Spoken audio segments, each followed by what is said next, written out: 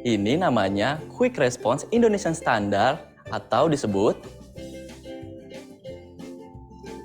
KRIS. Tapi jangan salah. KRIS ini bukan jenis aplikasi atau instrumen pembayaran loh ya. Karena KRIS adalah semacam interface. Jadi, pembayaran yang menggunakan scan QR tetap pakai aplikasi dompet elektronik, mobile banking, atau uang elektronik berbasis server. Gampangnya gini, kalau untuk kartu ATM, kita punya gerbang pembayaran nasional atau GPN. Nah, kalau untuk kode QR, kita punya KRIS. Lalu, kelebihan dan manfaatnya apa? Seperti yang udah dijelasin sebelumnya, karena KRIS ini bersifat inklusif, jadi semua lapisan masyarakat bisa pakai. Mulai dari pedagang kecil sampai ke merchant-merchant yang ada di mall. Karena nggak perlu mesin edisi yang banyak, jadi nggak membutuhkan modal yang besar. Nantinya, nggak akan ada lagi tuh toko-toko yang mejengin kode QR yang berbeda-beda sampai berjejer penuh kayak gini. Gak cuma itu, standarisasi ini juga sebagai antisipasi dari tindak kriminal, seperti penipuan dan scamming yang marak terjadi di luar sana. Dengan hadirnya KRIS ini, gak cuma untuk mempermudah dan melindungi kita sebagai konsumen aja, tapi juga menciptakan kompetisi yang sehat antar penyedia barang dan jasa atau si merchant tadi. Jadi, mau kamu jajan di mall sampai jajan di pinggiran, bisa tuh bayar pakai KRIS. Baso. Tukang bakso, jadi pengen jajan. Bang, tunggu bang.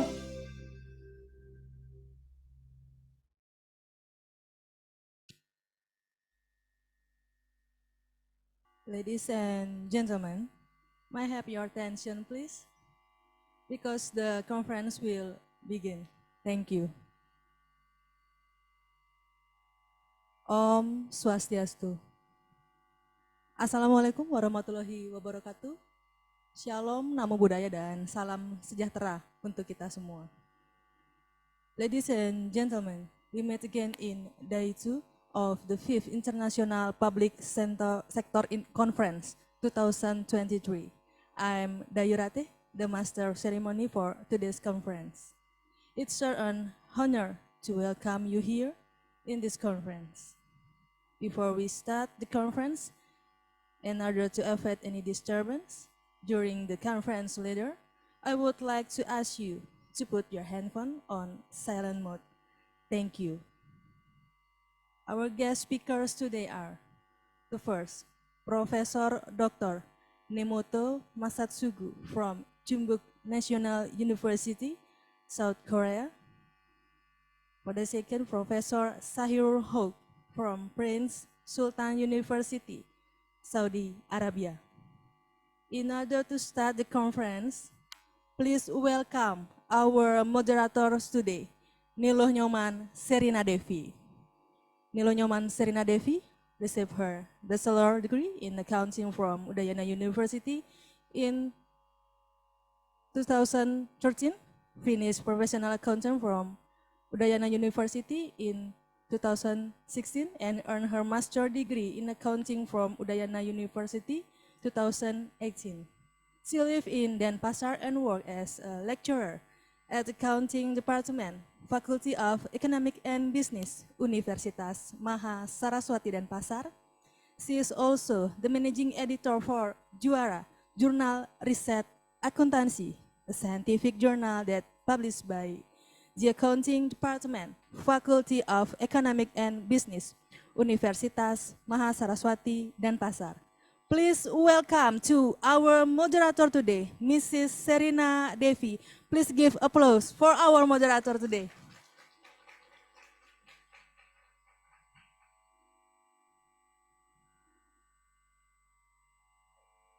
For Mrs. Serina, the floor is yours.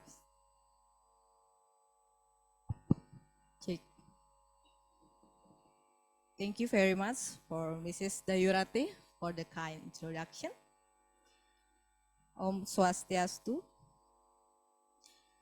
Assalamualaikum warahmatullahi wabarakatuh. Shalom, namo buddhaya, salam kebajikan, salam sejahtera untuk kita semua. Good morning ladies and gentlemen. Selamat pagi. As introduced by our MC before, My name is Nilunyaman Serina Devi, and you can call me Sherina. I feel very honored to be here in this prestigious conference as the moderator. And first thing first, I will announce the rules and the presentation time before I start to introduce our guest speakers. Conference rule, the first is to all participants here, please make sure to put your phone on silent mode, and the online participant will be mute during the presentation. Second, there will be a Q&A session after guest speakers finish with their presentation. And the third is the moderator has the authority to choose who will deliver the question or suggestion. Before I start, I would like to inform you that each guest speaker will have approximately 30 minutes to present their slides, and the Q&A session will be done after the presentation session. Ladies and gentlemen, today we have two guest speakers, and I would like to invite Professor Nemoto Masatsugu and also Professor Zahirul Ho to kindly come up to the stage. Please welcome our guest speakers today with a round of applause.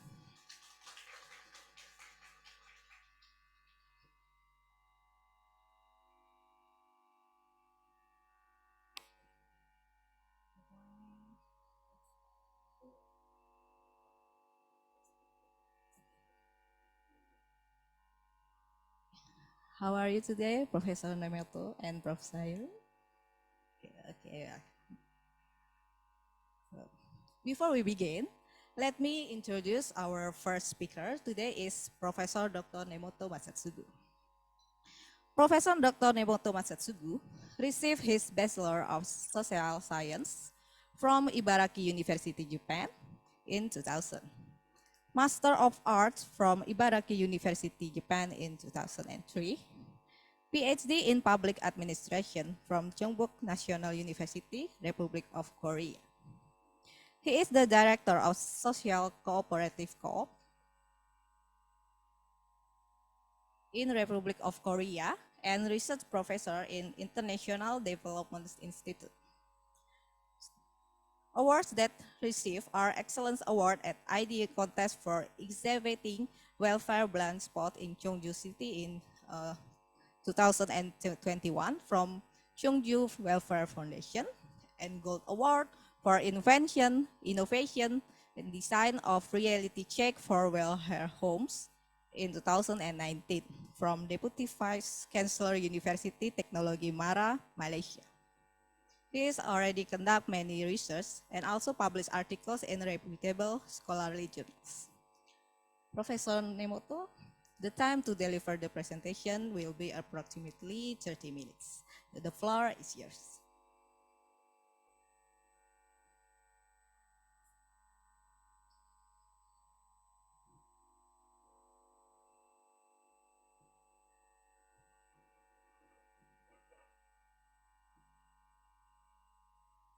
Morning.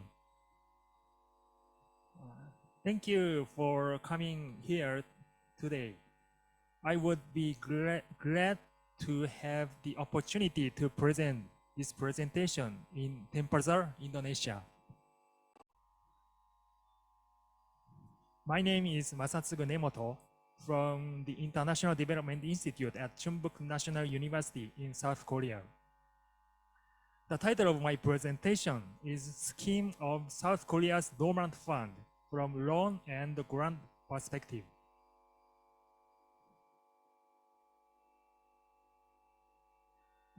Dormant fund is deposit, checks, or insurance money for which the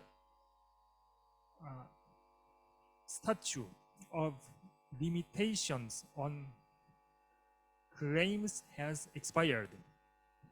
In the case of deposits, they are transferred to KINFA after 5 years due to no transactions. In the case of insurance money, it is transferred to Kinfer after 3 years because there is no transaction. Kinfer is an abbreviation for Korea Inclusive Finance Agency. As of 2022, the size of Kinfer's dormant deposits and dormant insurance money is about 1.6 billion US dollar or 25 trillion rupiah.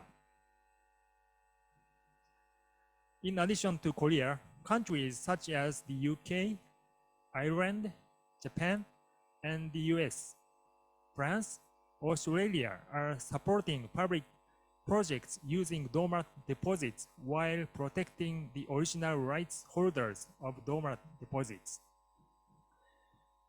I have no idea how much dormant deposits are in Indonesia or how they are being utilized in Indonesia. However, I mainly introduced the Korean case and briefly introduced the Japanese case to provide the knowledge that will be a reference for Indonesia in the future.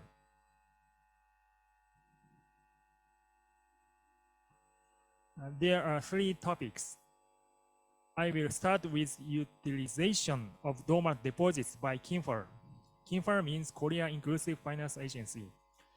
And then I move on the differences in support recipients between South Korea and Japan. Finally, I am going to talk about conclusion, stating the need for follow-up studies. First, I will show you one of the Kinfer introduction videos.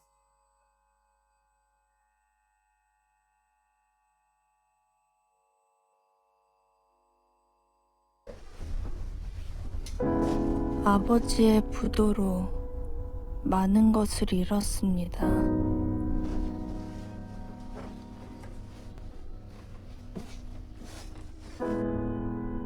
엄마의 건강과 가정의 행복까지. 어머니는 뇌출혈로 쓰러져 하반신 마비가 오셨고, 동생은 너무 어려서 아무것도 할 수 없었습니다. 수십 곳에 이력서를 써봤지만 일자리는 찾을 수 없었고, 어쩔 수 없이 사용하던 신용카드도 막혀버려 제가 일을 하지 않으면 기본적인 생활마저도 곤란한 처지였습니다.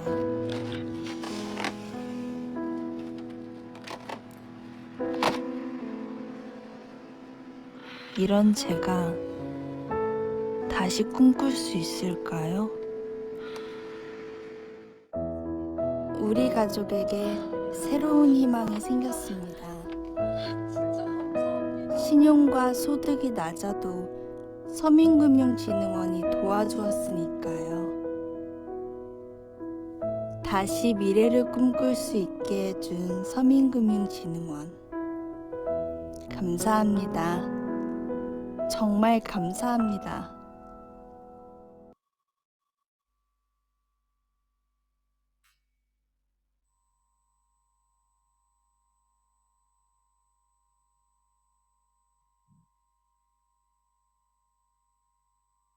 To start with, I will review the utilization of dormant deposits by Kinfer.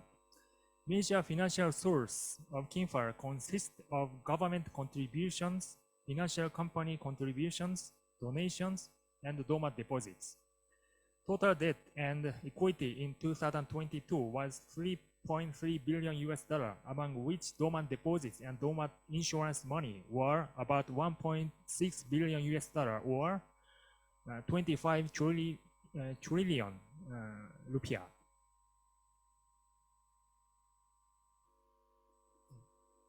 This is also a video introducing Kinfer's various businesses.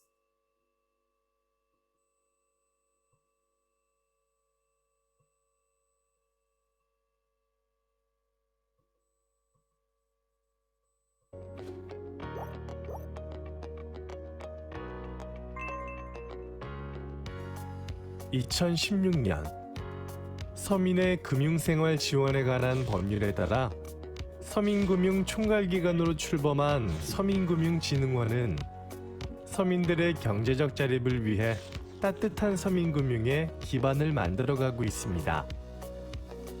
서민금융진흥원은 신용등급이 낮고 소득이 적어 금융생활에 어려움을 겪는 서민, 취약계층을 대상으로 저금리 서민금융 상품 및 취업 복지 연계, 자영업 컨설팅, 금융교육 등 비금융 서비스를 제공합니다. 운영에 어려움을 겪는 영세 자영업자에게는 창업 운영 자금을 낮은 금리로 지원하고 점포 운영, 서비스, 홍보 등 맞춤형 컨설팅을 무료로 제공합니다. 생활비, 주거비, 학자금 등이 필요한 청년 대학생에게는 생계, 주거자금을, 자금이 필요하지만 신용등급이 낮은 근로자와 자영업자를 대상으로 신용보증을 통해 생계자금과 저금리 대환자금을 제공합니다. 전통시장 영세상인 지원을 통해 전통시장 활성화와 지역경제 발전에 기여하는 것은 물론 경제적 재기와 금융생활 지원을 위한 취업연계, 찾아가는 금융교육, 맞춤 대출 서비스 등 비금융 서비스도 제공합니다. 서민금융 통합지원센터에서는 다양한 서민금융 서비스에 대한 1:1 종합상담을 받을 수 있고 읍면동 지자체로 복지 서비스도 연계합니다. 전국 어디서나 편리하게 방문할 수 있는 서민금융 통합지원센터, 그리고 서민금융 콜센터 1397. 서민들의 금융생활이 보다 편리해질 수 있도록 따뜻하게 끌어안겠습니다.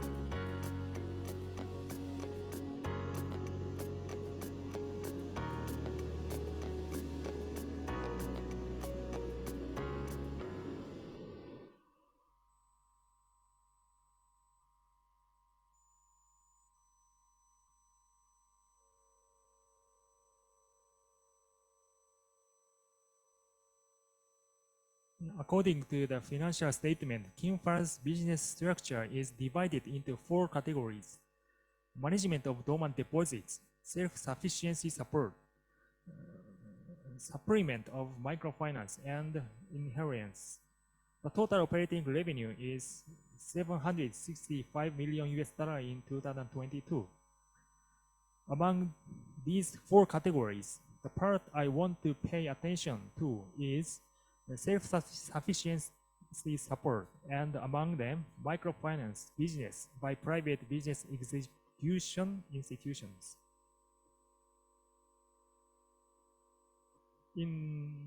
Next page, please.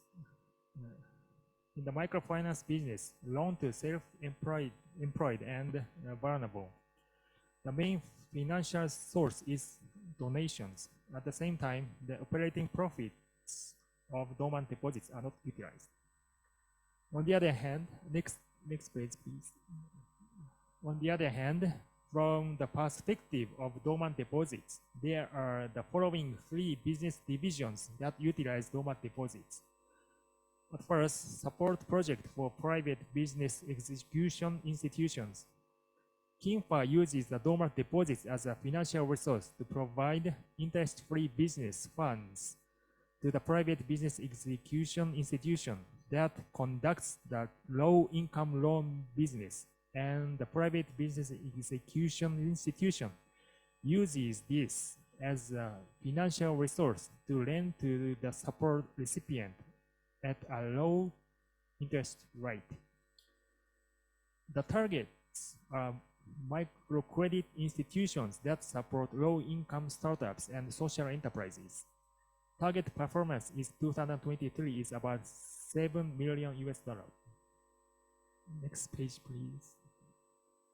Second, small loans to traditional market. Since December 2008, KINFA have provided interest-free operating funds to the small loan business through merchant associations belonging to local governments. The target is small merchant of traditional market. Annual supply is around 34 million US dollar. Next page, please. Third, small amount insurance business. Since 2008, with the investment profit of dormant insurance, KINFA have supported conclusion and maintenance of insurance contracts for welfare families used by low-income single-parent families and vulnerable people. Targets are low-income and low-credit single-parent families, vulnerable people. Annual supply is around 4 million US dollars. Next, please. Among the above three business divisions, the division targeting social enterprise is support project for private business execution institution. KINFA uses the profits from dormant deposits as financial resources to provide interest-free lending financial resources to private business execution institutions, and private business execution institutions provide financial support at low interest rates to social enterprises.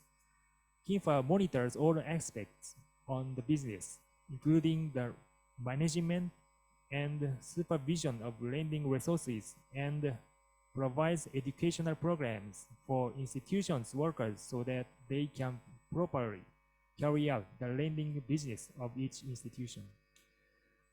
Supports up to 6 million US dollar annually to support social enterprises.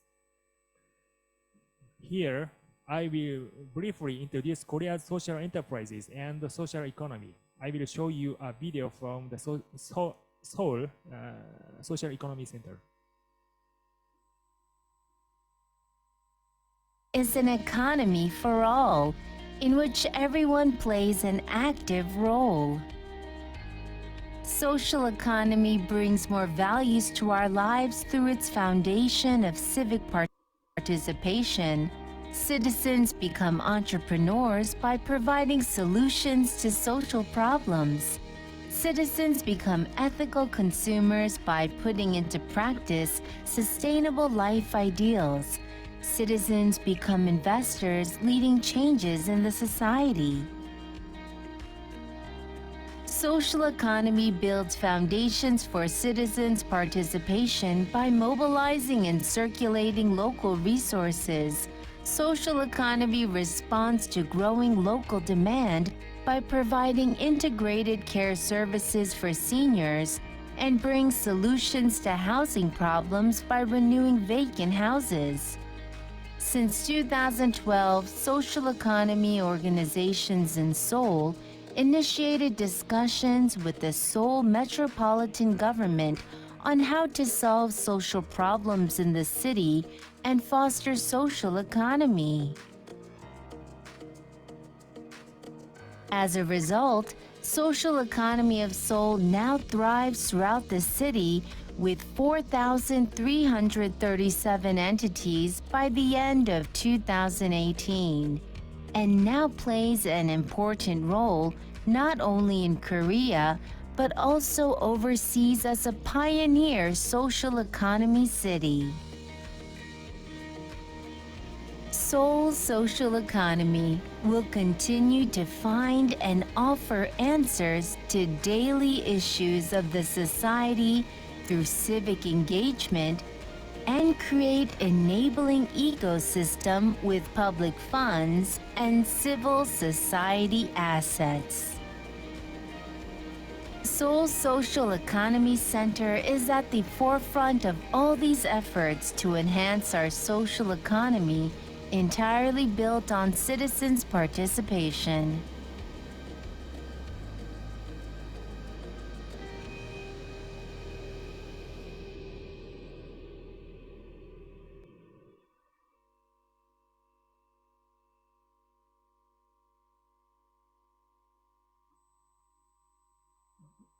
In Korea, social enterprises, cooperatives, community companies, and self-sufficiency companies are included in social economy. and the various laws have been enacted since 2007 and are managed by the competent ministries. As shown in the table, social economy organizations are increasing every year. Next.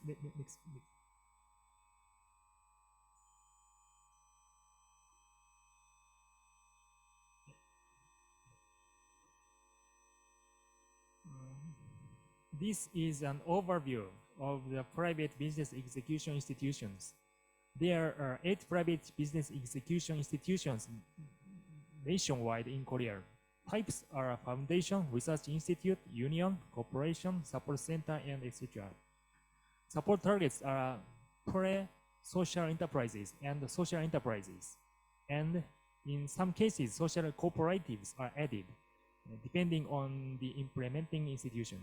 The lending limit is 0.8 million US dollar or 0.4 million US dollar. The target interest rate is from 2% at the lowest operating institution. The highest loan interest rate is up to 3.9 for all the institution.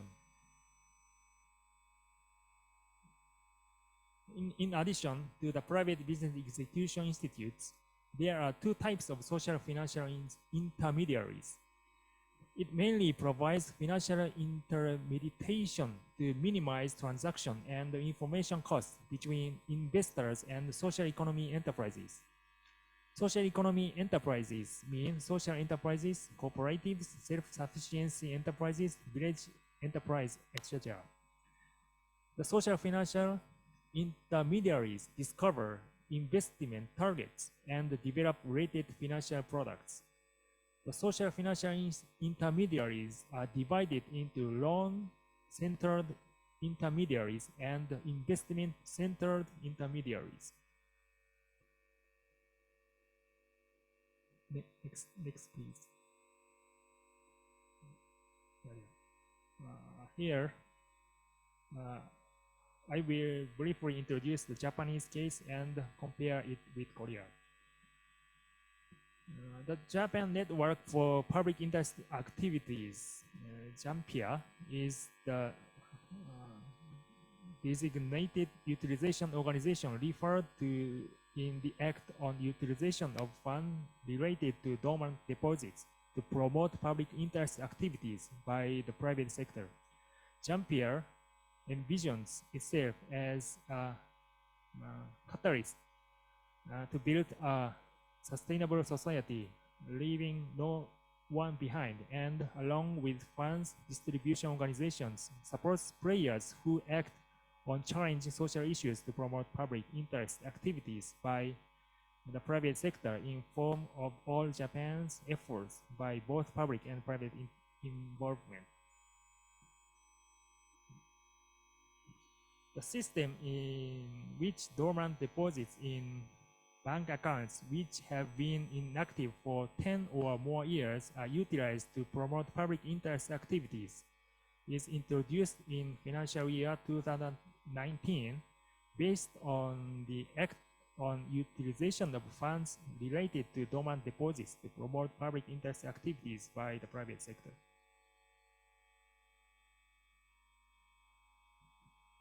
The following 7 social issues are designed as social issues that should be preferentially solved and activity addressed. Programs aimed at solving these issues are selected as a priority. However, applications for other programs that have a significant influence effect on solving social issues are also acceptable. First, activities relating to support for children and young people. Second, activities relating to support for people having difficulties in their daily and social lives. And third, activities relating to support for areas facing social difficulties, such as decline in social vitality in local communities. there are 4 grant programs: Grassroots Activity Support Program, Novel Project Support Program, Social Business Creation Support Program, and the Disaster Recovery Support Program. Next please. Difference in support recipients between South Korea and Japan. Now let's compare the characteristics of the recipient of dormant deposits and the method of support, loan or support money, between South Korea and Japan.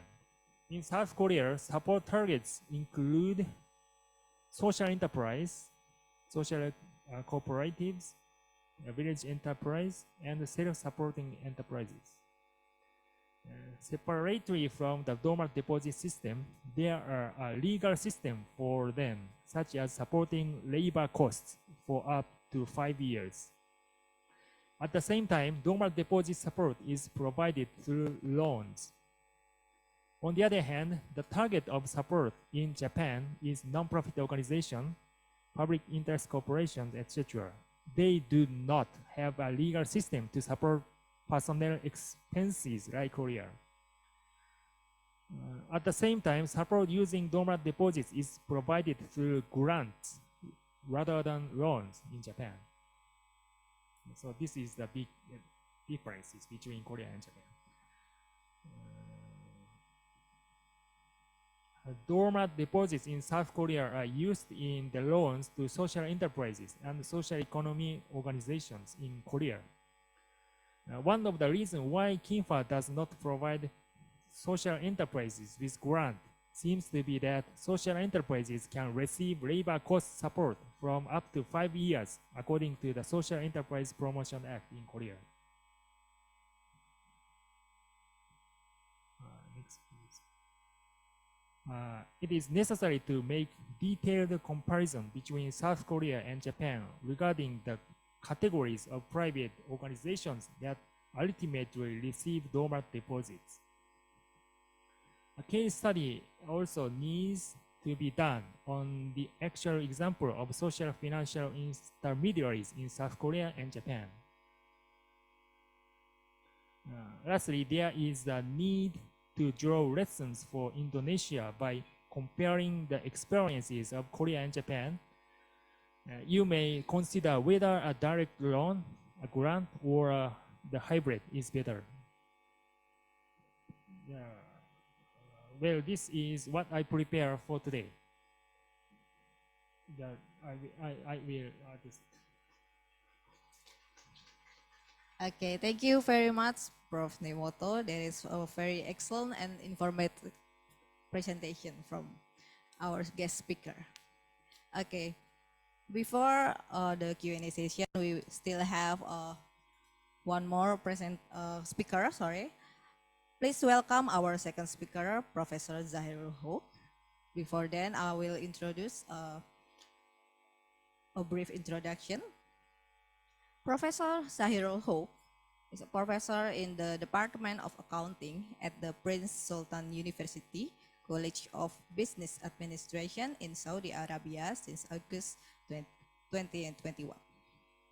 Zahirul Hoque received a Bachelor of Commerce and M.Com degrees from the University of Dhaka, Bangladesh, and a PhD degree in Public Sector Management Control from the University of Manchester in the UK. He is a fellow of CPA Australia and in the Institute of Cost and Management Accountants of Bangladesh. He has written or co-authored one textbook, various research monographs, and more than 70 articles on management accounting, costing, performance measurement, budgeting, public sector accounting, and auditing. He is the founding editor-in-chief of the Journal of Accounting and Organizational Change, Emerald, a deputy editor of Accounting and Finance, Wiley, and a joint editor of the Emerald Studies in Public Service Accounting and Accountability, and many more reputable journals.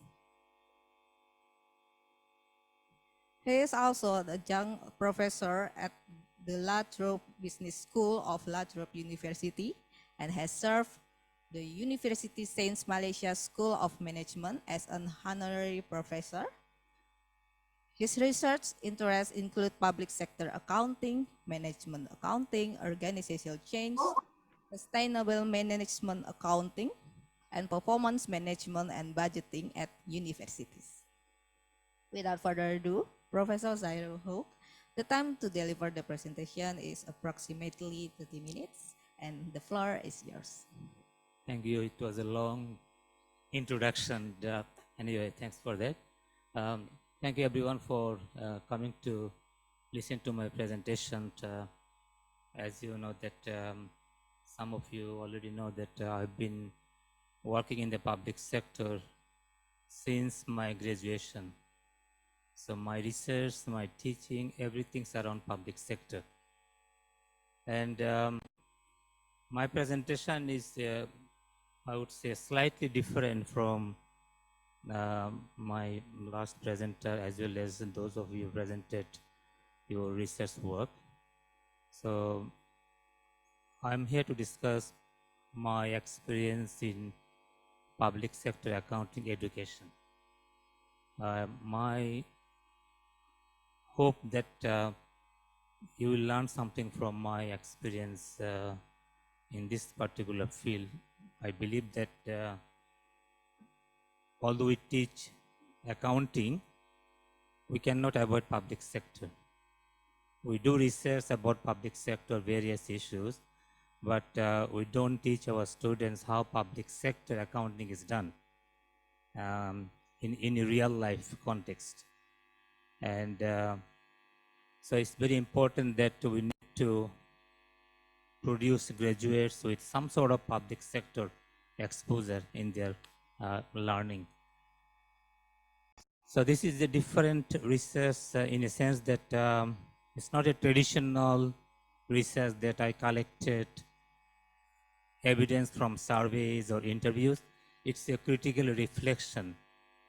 So critical reflection, I believe that as an academic, we have to do some kind of reflection, what we do and why do we do it, and how our understanding can help others to embark on the same journey when they do whatever they like to do. So it's a reflection. It's very important.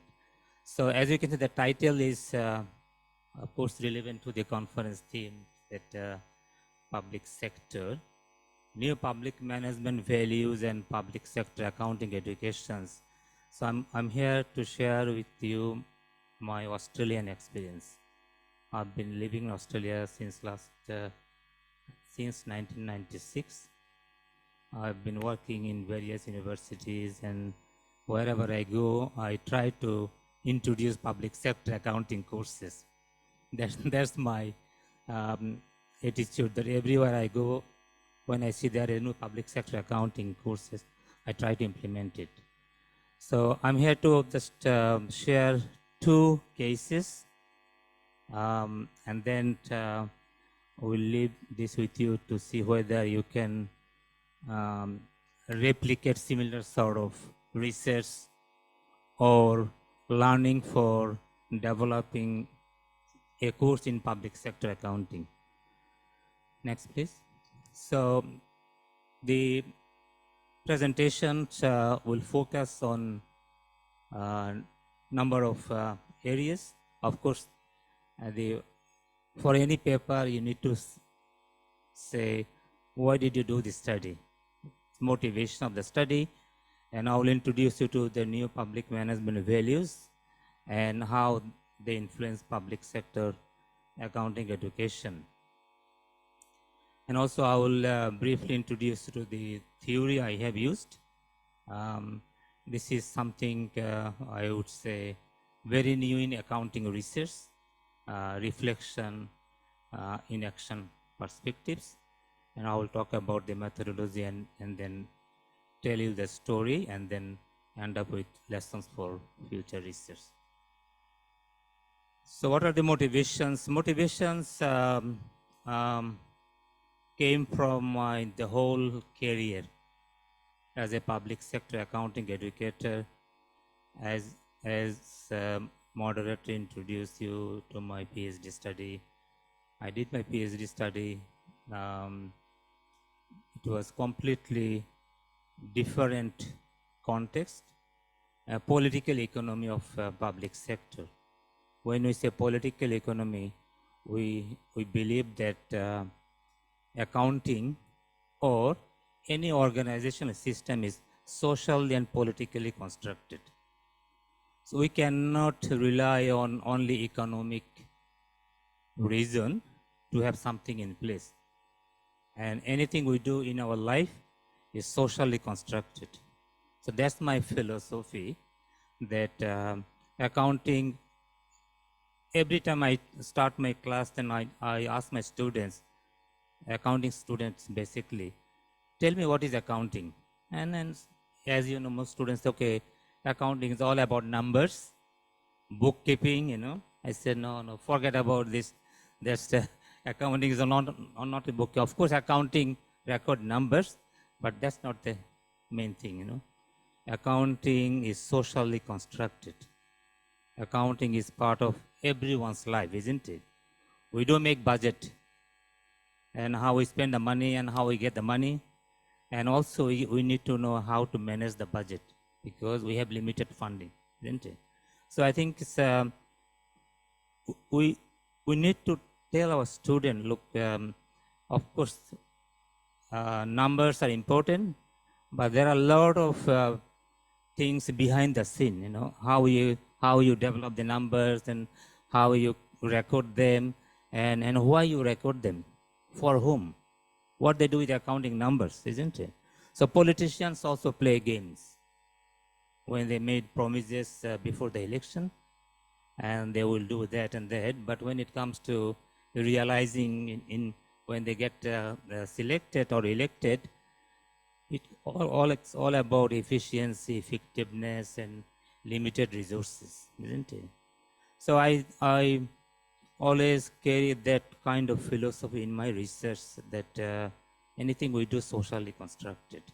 Because in a society we have actors, and also actors, we have human actors and non-human actors.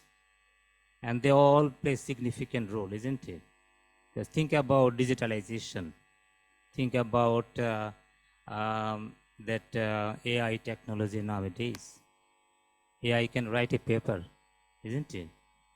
So now, how you can rely on AI technology, because AI cannot tell you a particular context, isn't it? So you have to build that context into that AI technology and then see how things can be done, which is socially constructed. So my higher degree research student supervisions, and I supervise about 30 PhD students and several from Malaysia and couple from Indonesia. And they all end up with like those kind of philosophy and subjectivity and qualitative research, as you know. And I also take the global public sector reform as a context. As you all know that new public management idea is all about neoliberalisms.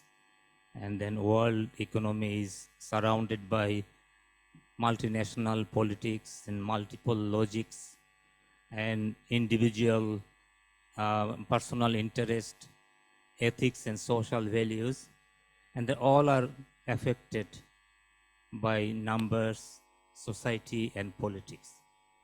So with that motivations, I wanted to see whether I can develop something new in the education sector. Next, please. So I want to introduce you to, I think, please, if you feel bored, tell me, because I understand that everybody here is know about new public management. And I think, as you know, Armin Lepsley, he wrote an article in 2000 something in Abacus. He said NPM is dead. So new public management is dead. You know? I said, and then I always had to fight with him. No, I don't say NPM is dead. NPM is still alive. in every sector of the country, every sector of the economy, every sector of the business. So when I talk about NPM, think about what are the two basic doctrines NPM focus on. One is the removing the differences or lessening differences between public and private sector, and also less emphasis on process accountability towards more results and outcome based accountability. We are not worried about numbers inputs now, and in most Western countries, including Indonesia, you have now accrual accounting and results and outcome based. Think about even say 10 years ago, we said output based framework. Now it's not about output, it's also about outcome. So you need to identify the outcomes first before you ask for government money, isn't it? Even the university sector. And we teach our students based on learning outcomes, not only topics, isn't it? So that's changed the whole culture. And accounting is part of that culture as well, because accounting provides useful information to every stakeholder in the organizations and in the society. And also, we talk about trust, and believe me, people say, okay, people nowadays don't trust accounting. I don't believe in this, because accounting, you cannot ignore accounting. So it's all about changing the mindset and how you produce the accounting informations and how you embed other elements of personal life, ethics, and values into accounting numbers. That would make accounting more useful to various stakeholders. So the next slides are about, as you know, that again, this is mostly and hugely widely cited paper, Hood 1995, published in Accounting Organizations and Society. So he talked about number of elements, and I call them NPM values, or some people call them NPM ideals or philosophy. And the first and foremost, he mentioned about that it's all about professional management. And when you do something, that public sector should also follow private sector style professional management. And private sector style management processes things like budgeting or performance management.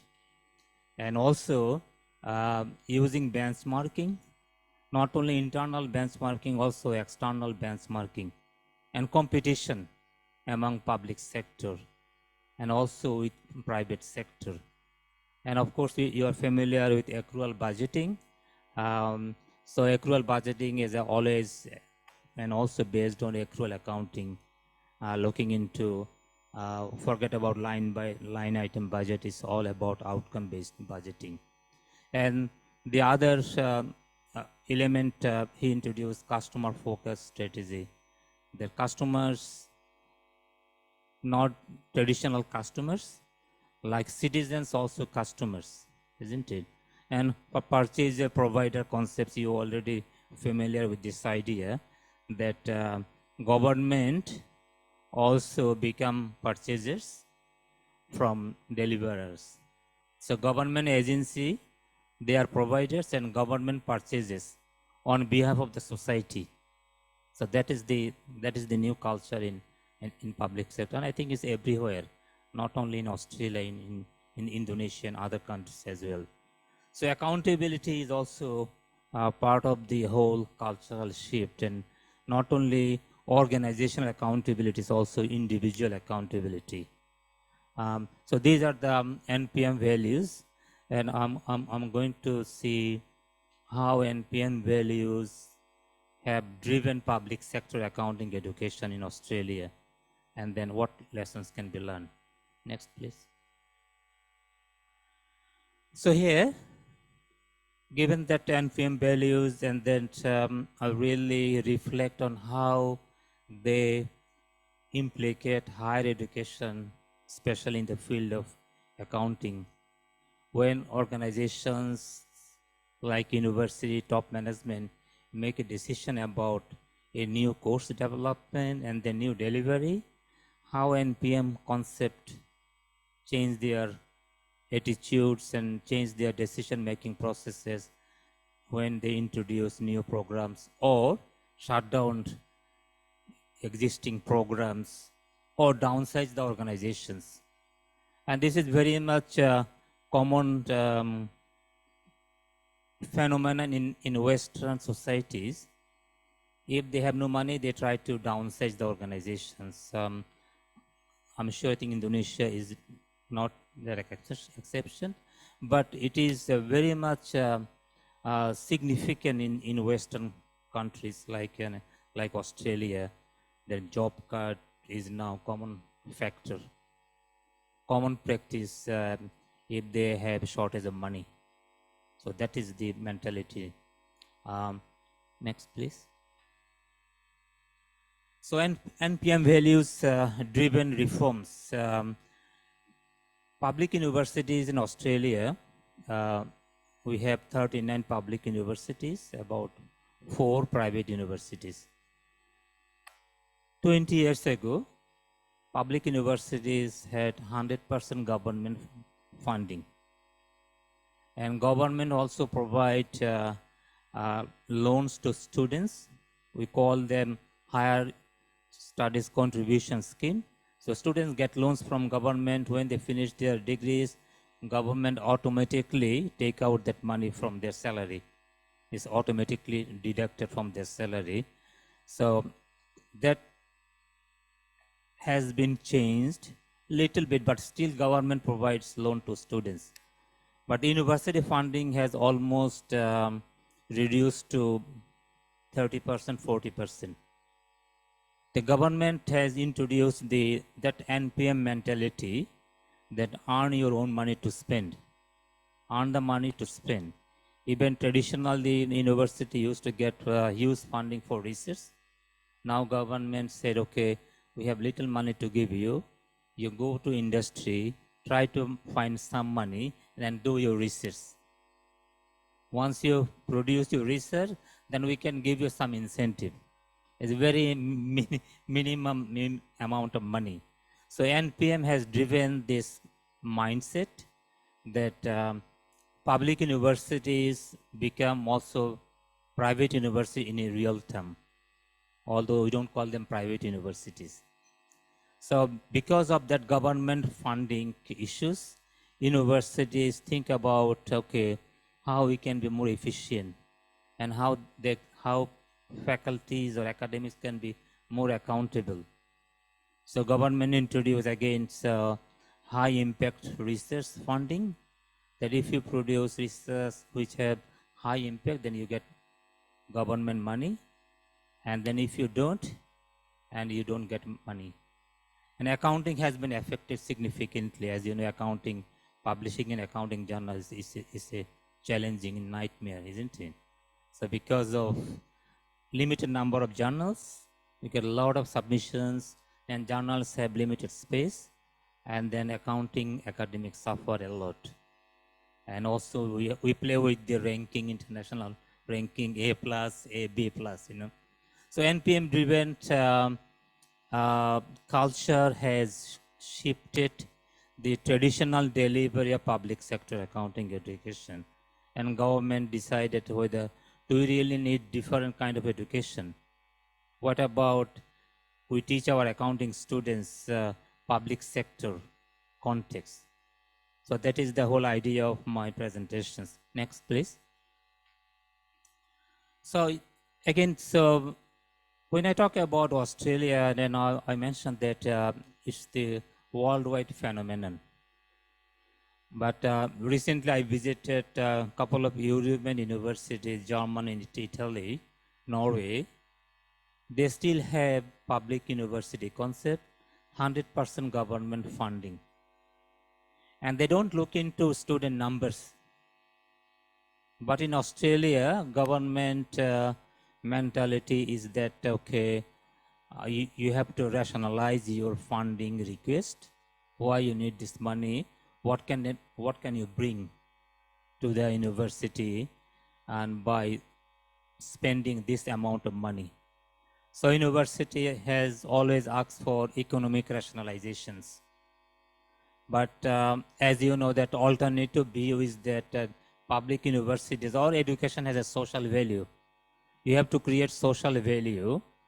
So government says in one hand, okay, economic value, but critical theorist alternative view is that we also need to create social value.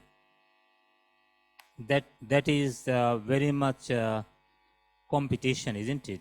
We have two competing logics, and then how we balance between these two is interesting to explore. Next, please. So accounting graduates, so my understanding is that even like when we teach our students about accounting, various discipline, I'm not sure about, I have no idea about Indonesian, that whether you have public sector accounting courses or subject in your accounting programs. But in Australia, say 20 years ago, majority universities, they had public sector accounting subjects. When I introduced my first course in public sector accounting in one of the universities, and then I was there, and then we had a team to develop this course, and then we had to go through a lot of paperwork and why you need this course, and then I will come back to this point. Can I get the next slide, please? What is the aim of this paper? Again, as I started with saying that reflection is all about reflecting on how the emergence of the new public management philosophy and its core value influenced public sector accounting education program in Australian universities. So data came from various sources. Next slide, please. Against the, okay, let me tell you the contributions first, that the contribution will be to see whether other organizations or other countries can develop similar sort of philosophy in their accounting programs, and how these learnings or lessons can be used in the higher education sector when it comes to developing public sector accounting programs. Next, please. So data came from, again, so the theoretical perspectives is a new theory in business or accounting discipline. And I would strongly recommend that you read this book. There is a soft copy on the website. You can buy with a very cheap price. Sean's book talks about reflection in action. When he introduced this idea, he suggests that best practice, I quote, in social work is a product of understanding, reflection, and creation. So these are the three powerful words. When you want to reflect, you understand what you basically learn. I don't know how many of you tell your students to reflect on what they learn. I have a course I introduce, a reflective journal. Students write to every week, and at the end of every week, at the end of each topic, they write a critical notes in a A4 notebook, not digitalized, it's a handwritten notebook, to reflect on every week, what did they learn, what needs to be learned in the future. So it's a critical reflection they must write in their own words. No copy and paste from the website. So that is the important thing for us to, as a researcher, if we can reflect what we observe in the society, what we observe in our surrounding, and then how that can be used to create something new for the next generation. That's sustainability, isn't it? So understanding the current practice and reflection and creation something new. That is important. And Catherine Hines also mentioned about reflection, that reflection is a mirror image. You stand in front of the mirror and you see yourself, and this is what you can see, and how you can explain your image in front of the mirror. That is important.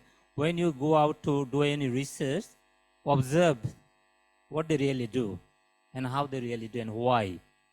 Why question is important, isn't it? And then see whether you can create something different, what you observed, which can be used by the future generation. So this is a reflection. And as I said, I would strongly recommend you to read this book. Very interesting. And this reflective theory can be used also in any research. If you want to find out what people do and how they do, so it's basically understanding what they interpret about their phenomena and how they explain things to you. Then you basically write something,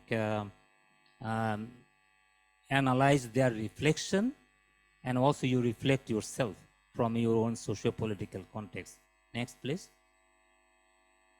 So reflection in action in accounting research and is very useful.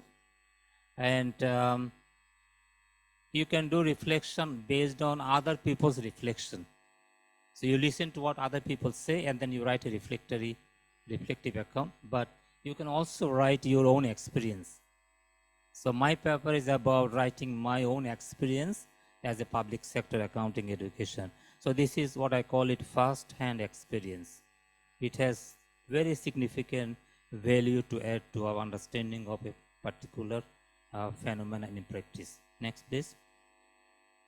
So data came from, again, personal observation and writing notes and published documents. And the outcome is to understanding current practices. And the other outcome of this presentation is to develop a sustainable public sector accounting education module for global higher education providers. So let me tell you briefly the story about, next please, 2 universities, and I cannot name the universities. And Alpha University is one of the top universities in Australia. And when I joined there, then as I said before that I always wanted to do something new. So I talked to the dean and I present my ideas. Then we form a team. And as I said, we had to go through a lot of paperwork to find out why we need this new public sector accounting courses. And so I had to connect with industry people, public sector managers and public service people in that particular state. And there has been a lot of interest from practitioners because they want to see accounting graduates have some kind of public sector accounting exposure.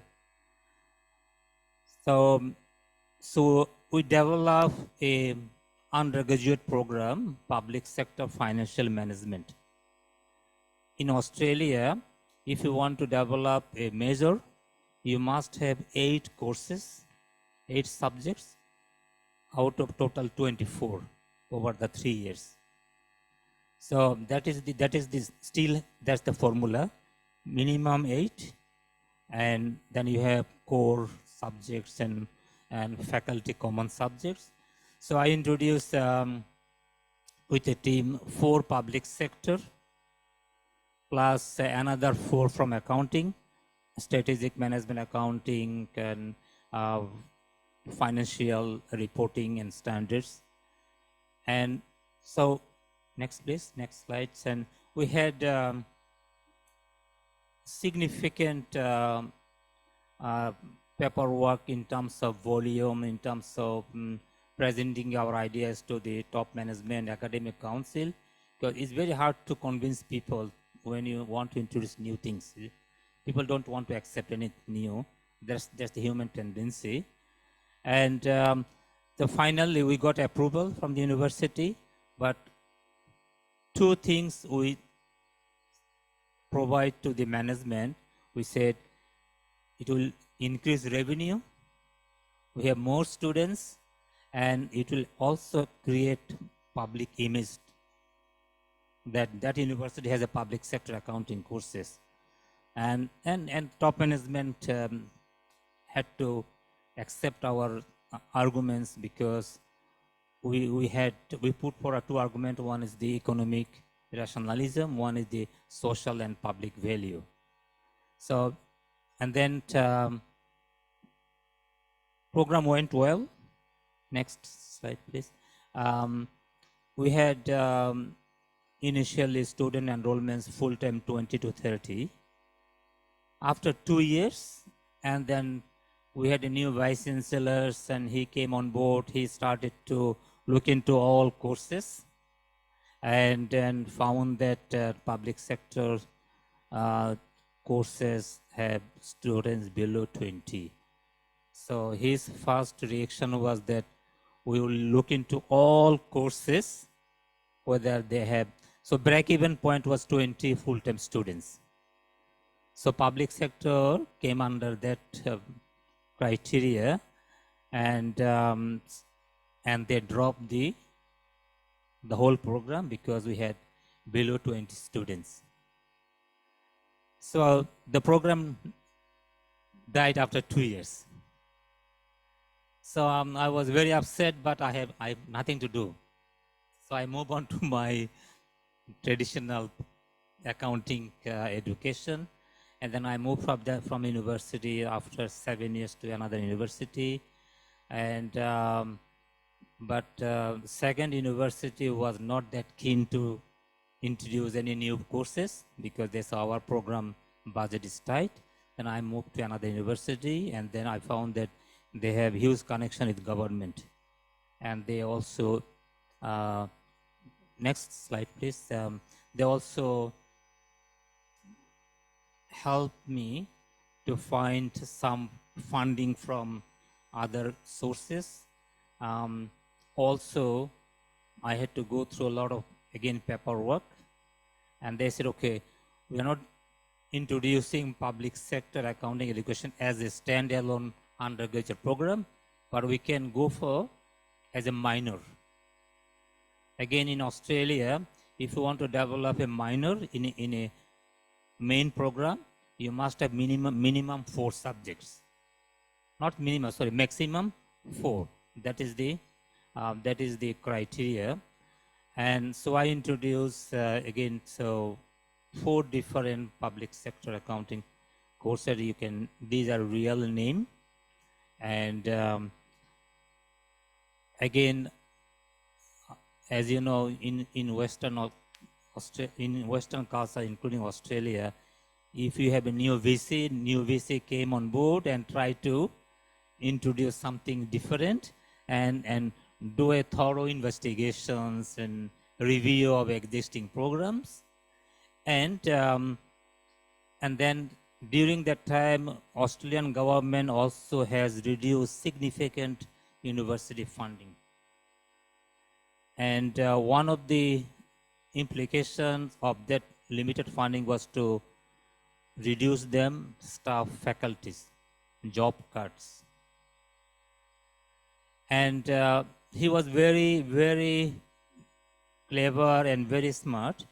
He said, okay, let's forget about all electives. We are not going to offer any electives because we have funding issues. We don't have money. And guess what? He said, okay, let's find out who teach electives. And unfortunately, we have a few people. They don't teach any traditional core subject. They only taught all those public sector, and unfortunately, they had to leave. Universities say, we have no jobs for you because we have no offerings.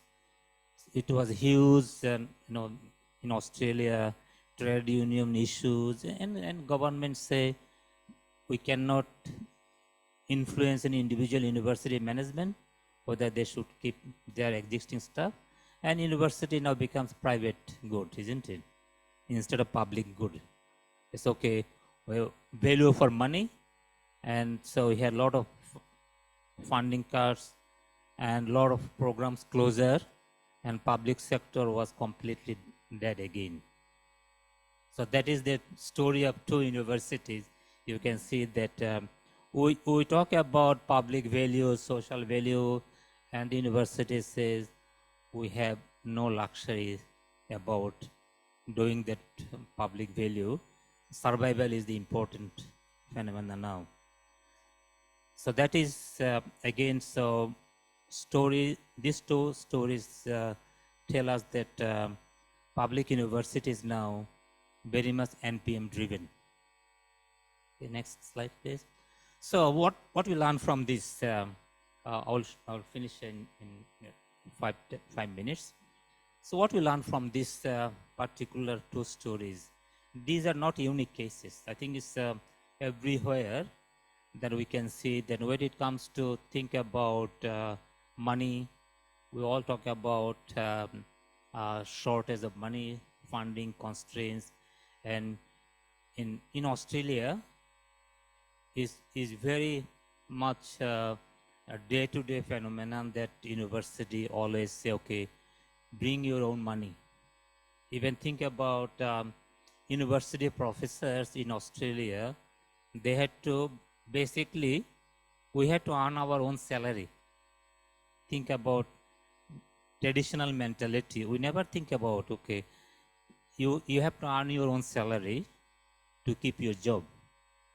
So that is the NPM mentality, isn't it? NPM driven culture, that you go for external grants and then you do your own research.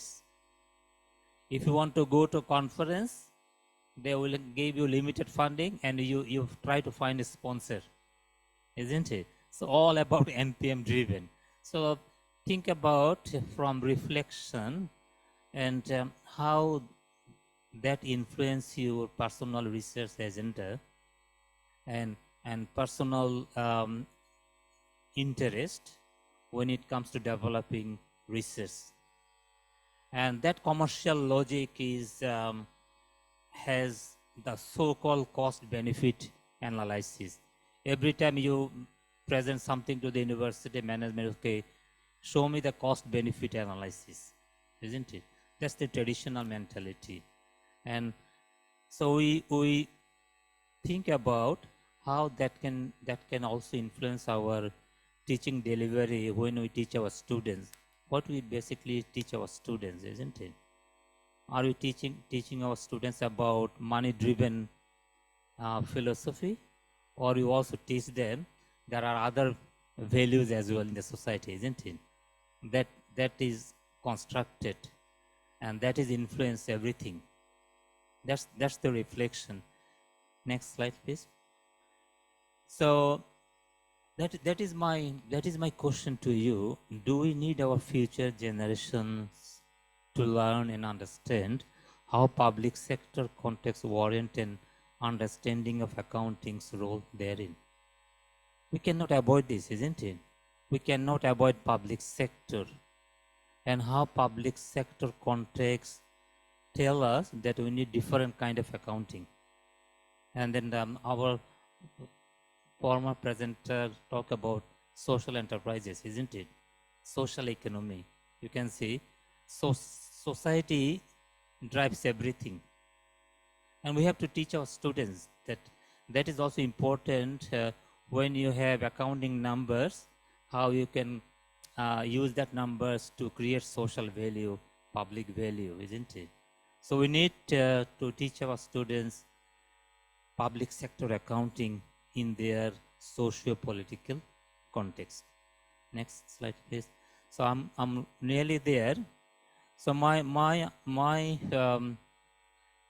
main arguments in this paper is that, okay, if we cannot develop a stand-alone public sector accounting courses, we must do something about it.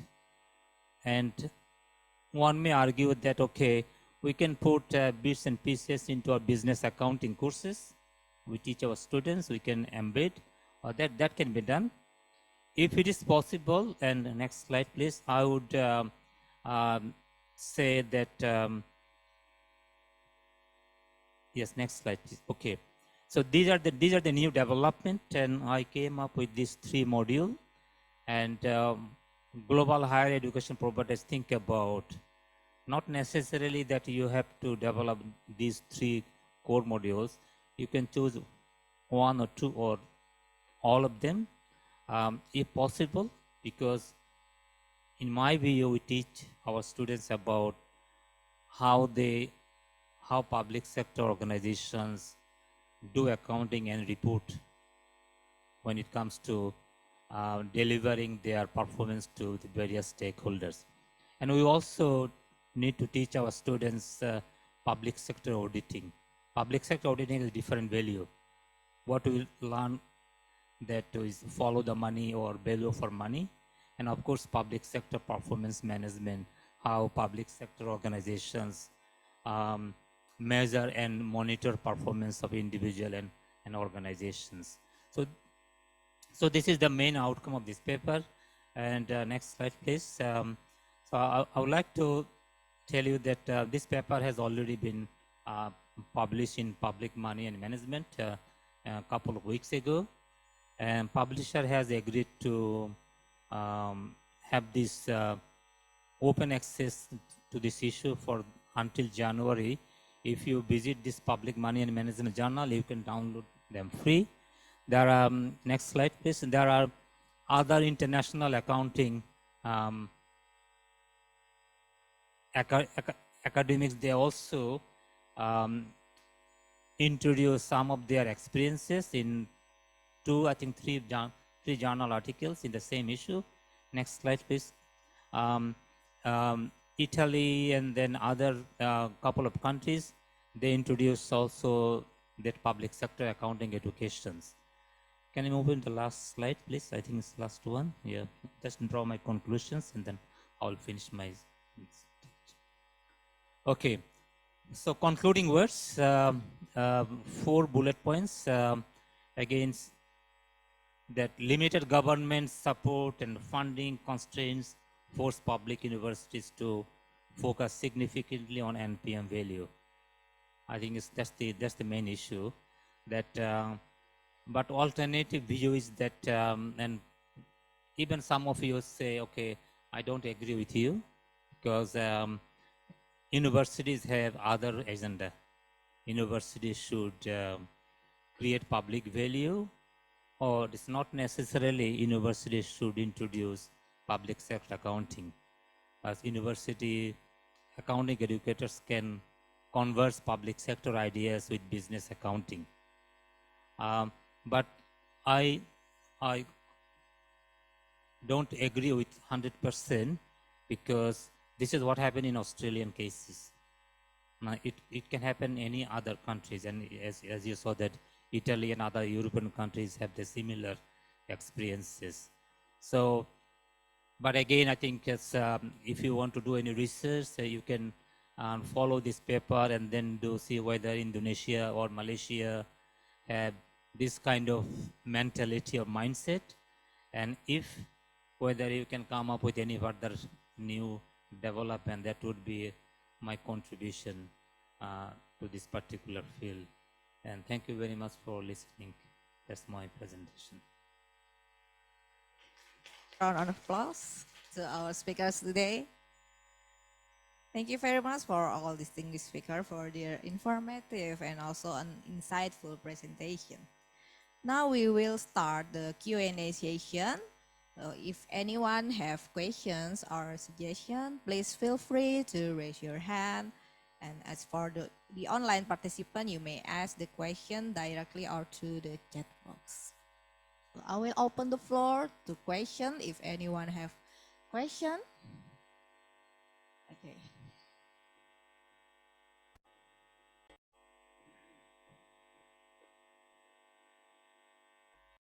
Assalamualaikum, Prof. I'm Sharifah from UiTM. I'm just wondering, right, since you're looking into the reflective in action, how is it like different from how we as a Muslim being taught on the terms of muhasibah or muhasabah. Maybe you can explain a bit on that aspect. Thank you.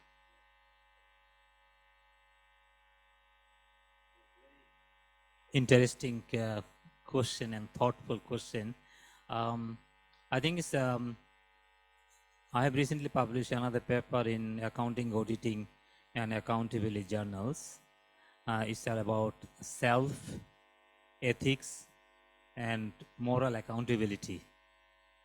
If I forget about Islam as a religion, as you know, Islam teaches us that, okay,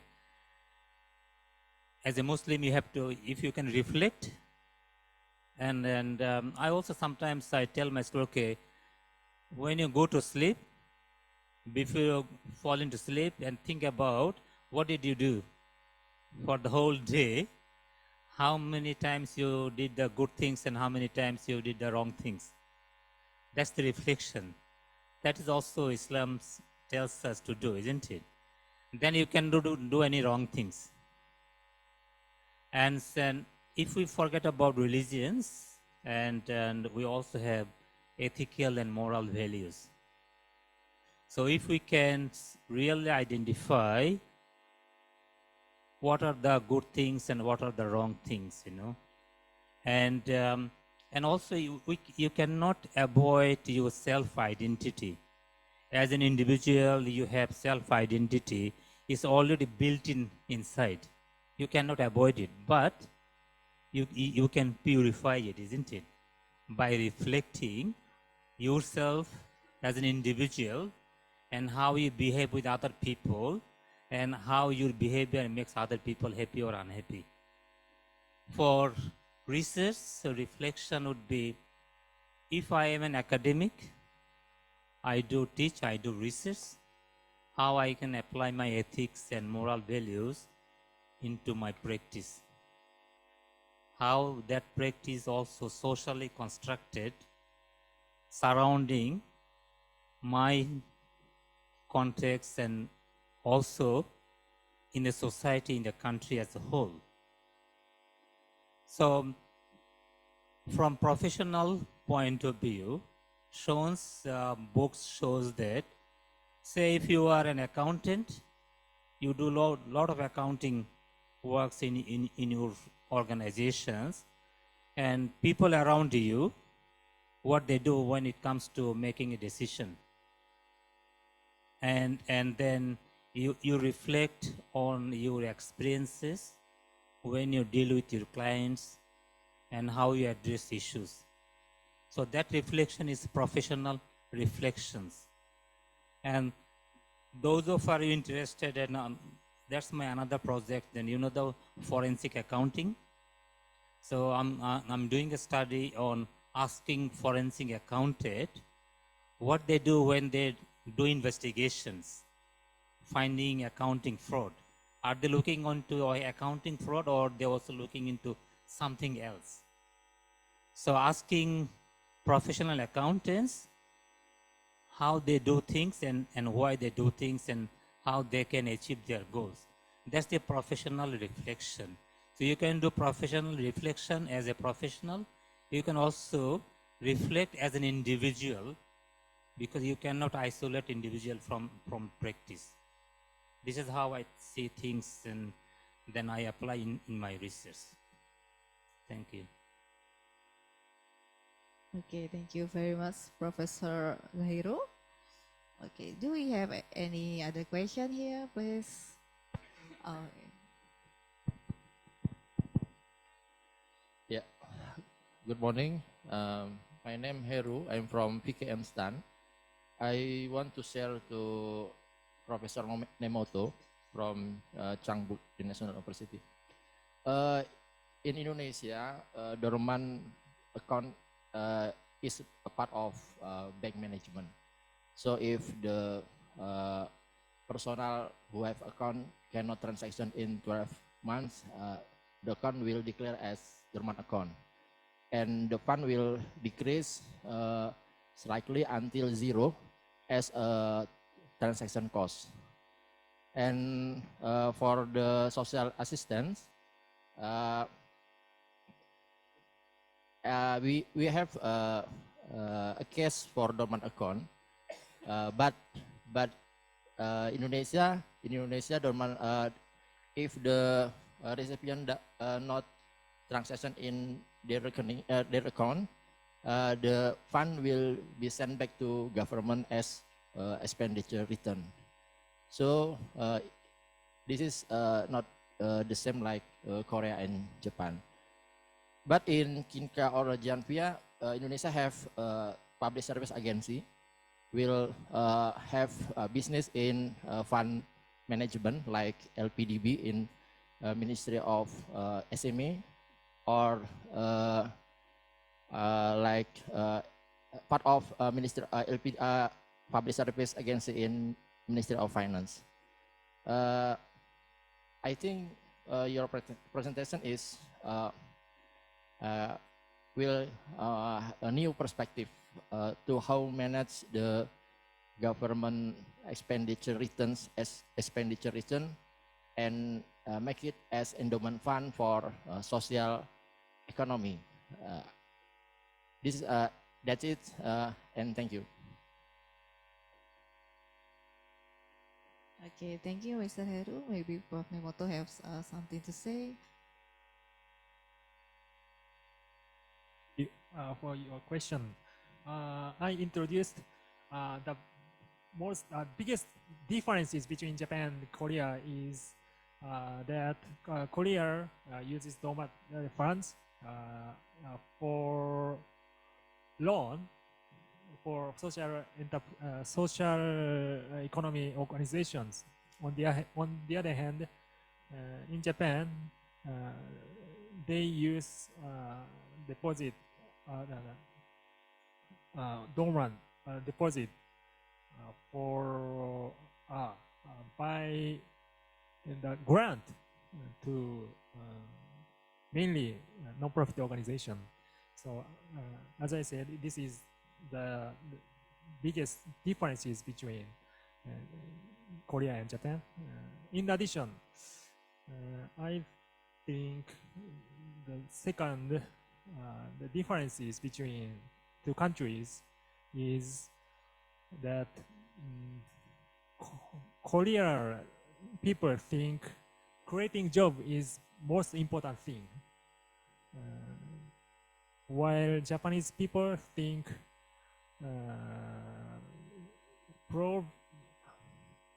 proving social issue is more important than create job.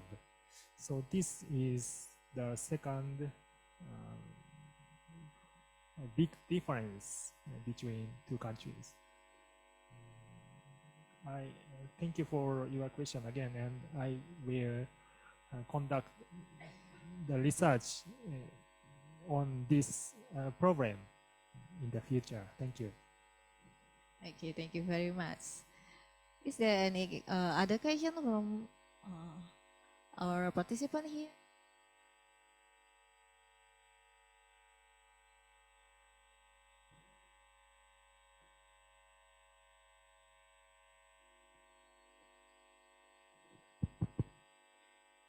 Thank you, Ms. Moderator.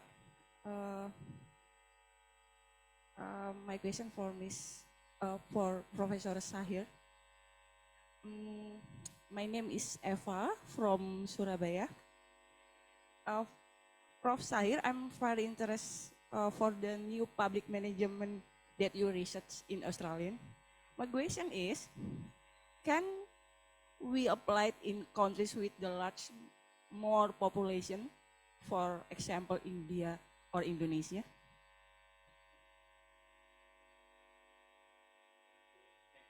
I think it's a interesting question. I would say that new public management is not a country-specific model. It's a global model. And since we are living in a global society, I think it's any model we can apply, but we need to look at this local socio-political context. As you said, in the Indonesia is, I would say, the unique case from various perspectives. Think about minority, majority, from religion, faiths, and also population, one of the biggest Islamic countries in the world. And you have multiple tribes, isn't it? So the cultural contexts are different. Socio-politics are different. So when you develop something new and try to implement, say if you want to apply any Western model into Indonesia, you need to embed them into your local context. So I would say localize the model and then try and implement it and see what happens. If you cannot localize it, and then you might end up with no positive outcome. So basically what I'm saying that you study your local context first and then take whatever it can be fitted into that context, then that will work. Thank you. I see. Thank you, Prof. Thank you. Okay, thank you very much. And we still have time for one more question. If you have any other question, please kindly raise your hand, please.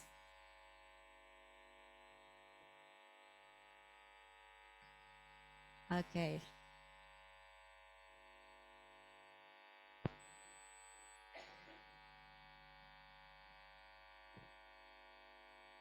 Okay, thank you for the floor. I want to ask for question to Professor Dr. Sahiru. I am to on the tema is international public sector conference is the strategy alliance and sustainability. I want to question to you about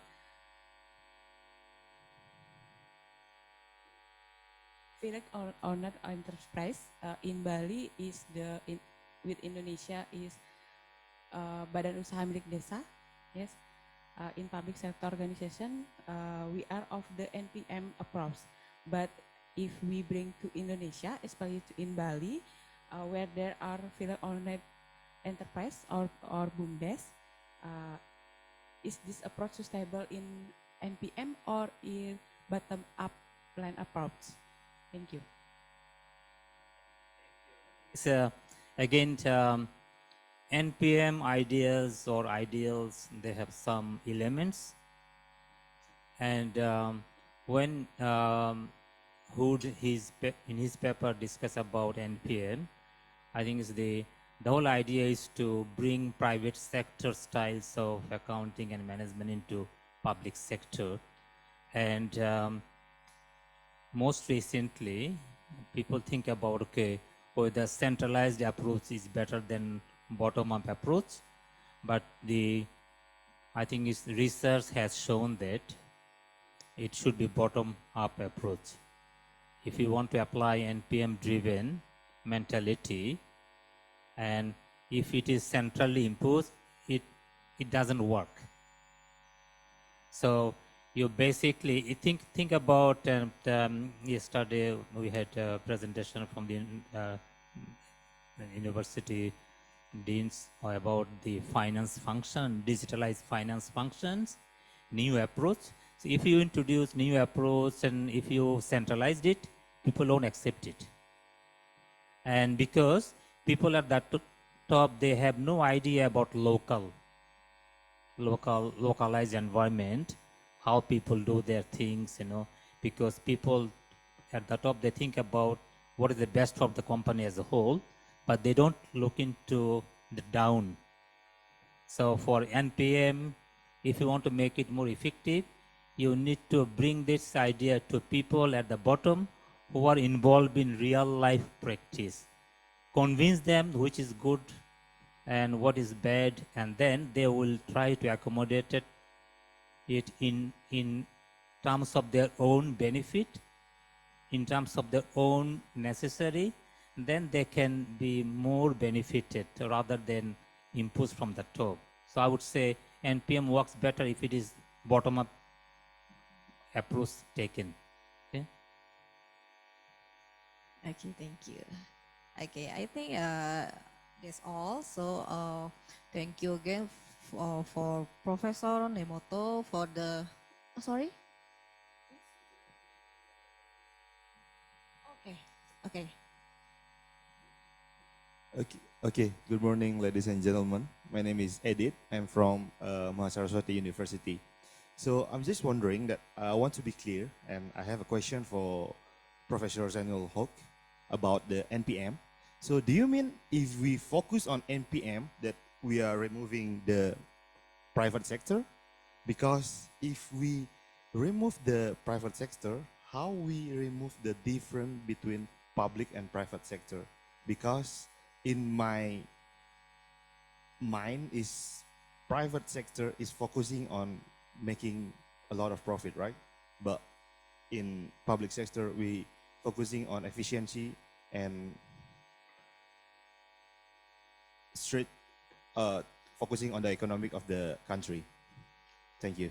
Yeah, I think this is a debatable issue, and from academic point of view, if you remember in one of my slides, I said creating social value or public value, or emphasizing more on private good, private value. But the whole idea of NPM mentality is that public sector organizations should follow private sector style accountability and performance management, in a sense that public sectors create value which is economic driven. If they do, they earn their own money to spend. And most West, I would say in most Western countries, they follow that mentality that you have to earn to spend. That is the slogan. If you want to earn, if you want to spend, you have to earn. Not that you get the government fund, then you spend it.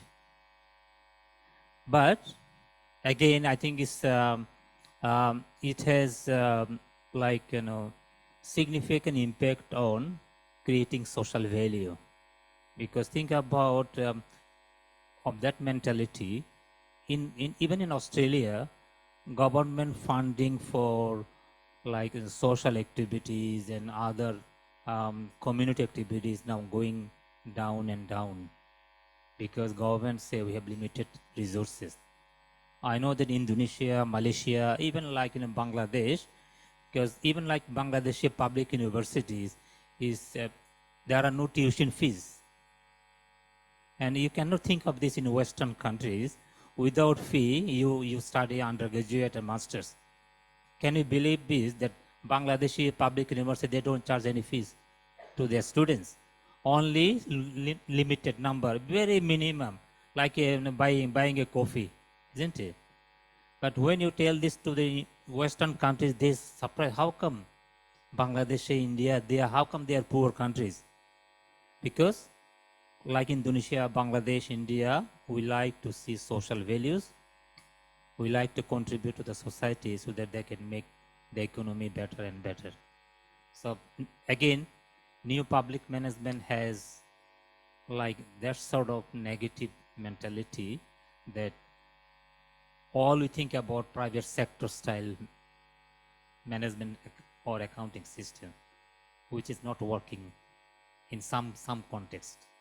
That's the reality, isn't it? Thank you. Thank you, Professor. Okay, I think that's all. Okay, thank you. And we already heard about a perspective from South Korea and Japan about how we use the dormant fund. It's from Professor Nemoto inside. Thank you very much. And also about NPM values and also public sector accounting education from Professor Zahiro. Okay, thank you very much. Those were our guest speakers with their interesting presentation. Before I'm closing this session, please allow me to take some highlight from our topics today.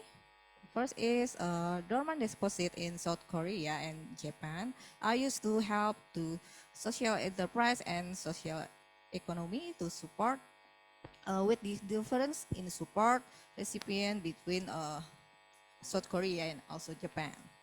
And Indonesia may draw lesson by comparing the experience of South Korea and Japan. And we need our future generation to learn and also understanding how the accounting have the role in public sector, and maybe it can go through the public sector accounting, and also about how NPM value can influence this public sector accounting. Okay, I think that's all for today. I would like to say thank you again for our distinguished speakers. Thank you, and please give a round of applause for our speakers today, and also for all the participants here. Thank you again for the attention. I will return the floor to our MC, Mrs. Dayurati. Thank you. Okay, thank you for Mrs. Serena Devi. Ladies and gentlemen, please for audience, please give applause for our moderator and invited speaker today. The next agenda is awarding certificate to our speaker and moderator. Today we invite the Dean of Economic and Business Faculty, Universitas Mahasaraswati Denpasar, who was accompanied by Vice Dean for Mr. Chayadi and Mr. Witnyana. Please go to in front of the stage for awarding a certificate.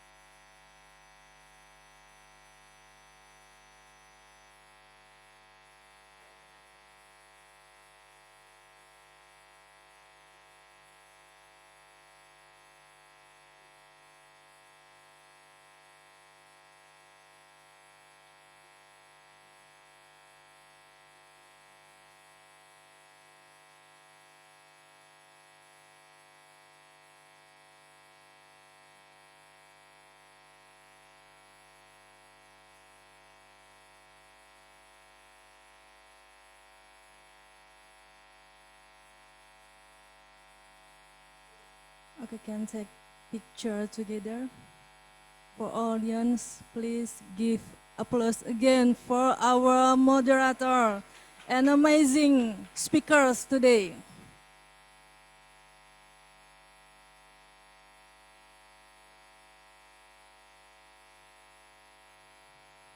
Okay, thank you for Professor Nemoto Matsatsugu and Professor Sairo for your sharing knowledge.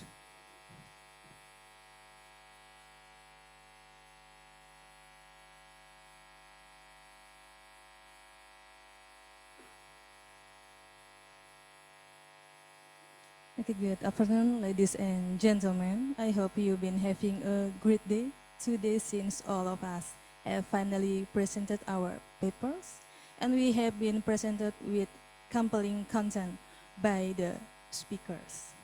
Ladies and gentlemen, we will announce for 3 best paper and also 3 best presenter today. For the names are mentioned, please come up to the stage to take the certificate and to take photos. We invite again for the Dean and also Vice Dean to go to in front of the stage for awarding certificate for our best paper and also best presenter. The best paper, for the first I announce paper on behalf of Resi Aryasa Kadri, Gusti Ayu Indah Ratna Sari, Ria Dewi Ambarawati, for the title paper is designing cash WIKF blended financing for infrastructure development in Indonesia from PKN STAN. Please come to the stage. Okay, for the second best paper is I Gusti Ayu Asri Pramesti, Richard Andrew, Juniati Gunawan, John Le Sigi, with the title paper How Green Are Green Buildings, Role of Governance, from Universitas Trisakti. For the third, okay, welcome to the stage for Miss Asri Pramesti. For the third is a paper on behalf of Hilmi Rais, Vinda Herawati, Murtanto, and Teguh Purnama from Universitas Trisakti. With the title paper, The Effect of Corporate Social Responsibility, Disclosure, and Dividend Policy on Firm Value with Audit Quality as a Moderating Variable. For the third best paper, please come to the stage, please. Okay, just two, okay. Please take picture together. Oh, okay, before please awarding certificate for our best paper to Mr. Resi Aryasa Kadri from PKN STAN.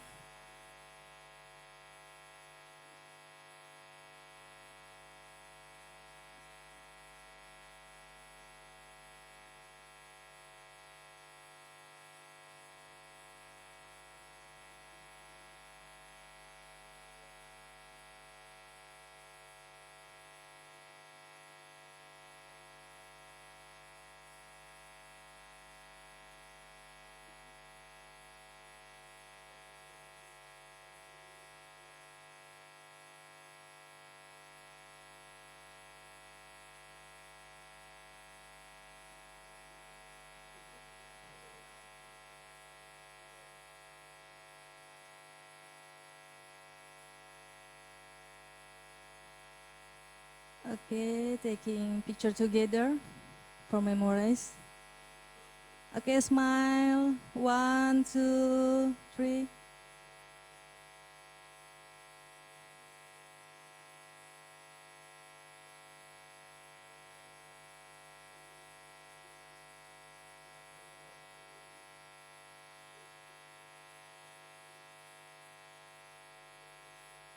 Okay, thank you for the presenter of the paper. Can sit down, please. Can return to the seat. Okay, I announce for best presenter.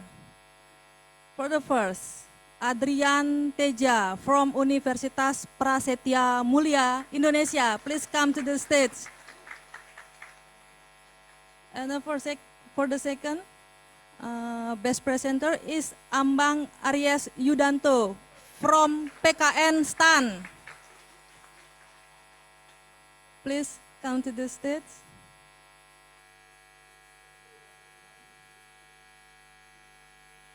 And for the last, I'm so nervous to announce it.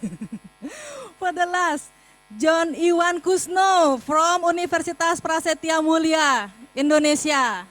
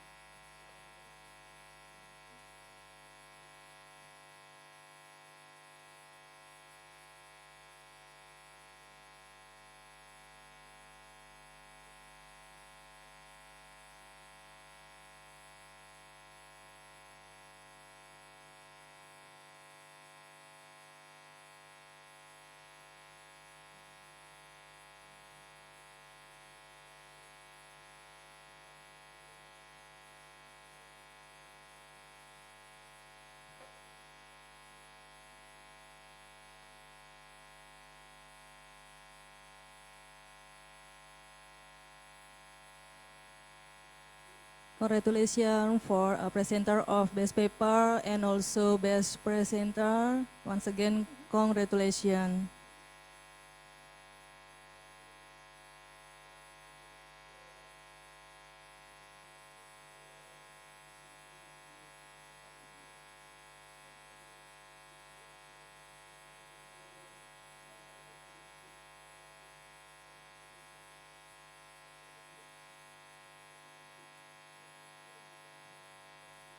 Okay, thank you. Ladies and gentlemen, we finally come to the end of the 5th International Public Sector Conference 2023. We would like to say thank you again to all the keynote speakers and also guest speakers for their informative and interesting talk, and to the audience for your active participation. Hopefully this event will be beneficial for everybody. I'm Dayurate. Thank you for your attention and see you again at our next international conference. Om Santi Santi Santi. Om. Wassalamualaikum warahmatullahi wabarakatuh. Shalom, namo buddhaya dan salam sejahtera untuk kita semua.